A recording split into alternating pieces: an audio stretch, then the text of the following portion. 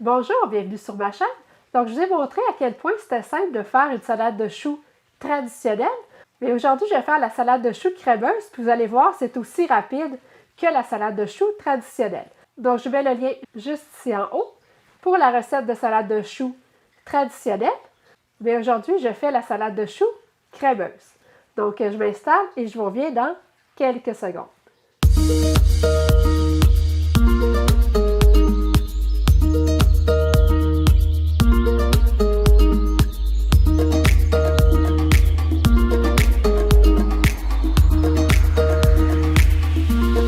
Donc, dans un pot, je vais mettre 2 cuillères à soupe d'oignons verts hachés ou ça peut être aussi de la ciboulette fraîche.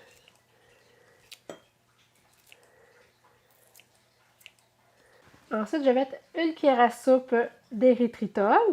Je vais mettre 1/4 de tasse de mayonnaise maison. Donc, je vais vous mettre juste ici en haut le lien pour la recette de mayonnaise maison. Ensuite, j'ai besoin d'un 1/8 de tasse de crème 35%.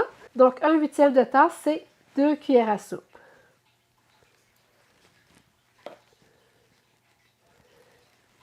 Je vais mettre 1 cuillère à soupe de vinaigre blanc.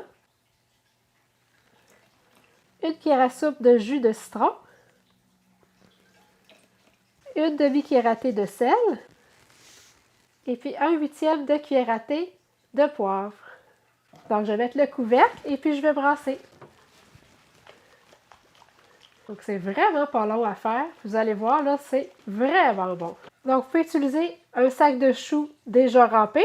Donc là, la recette va être encore plus rapide à préparer. Ou sinon, on a besoin d'environ 5 tasses de choux râpés et puis de 2 carottes. Donc là, il me reste juste à mettre la mayonnaise dans mon chou. Donc, ça devrait vous donner environ 6 portions.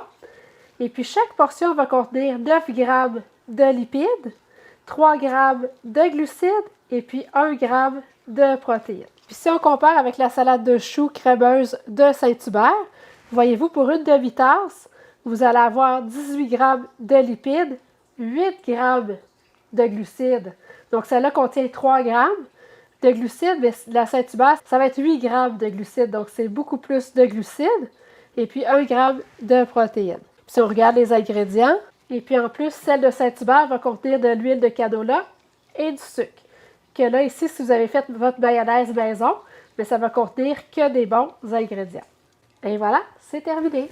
Donc, c'est important de goûter à la salade de choux pour ajuster le sel et le poivre à votre goût.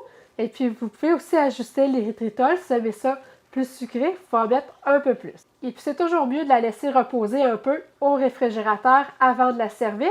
Comme ça, le chou va ramollir un peu et puis toutes les saveurs vont bien se développer.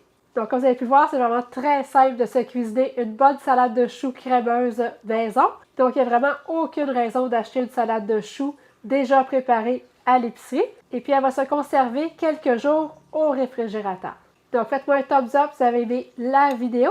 N'oubliez pas de la partager. Si vous n'êtes toujours pas abonné à ma chaîne, n'oubliez pas de le faire pour ne manquer aucune nouvelle recette. Et puis, on se revoit bientôt. Merci!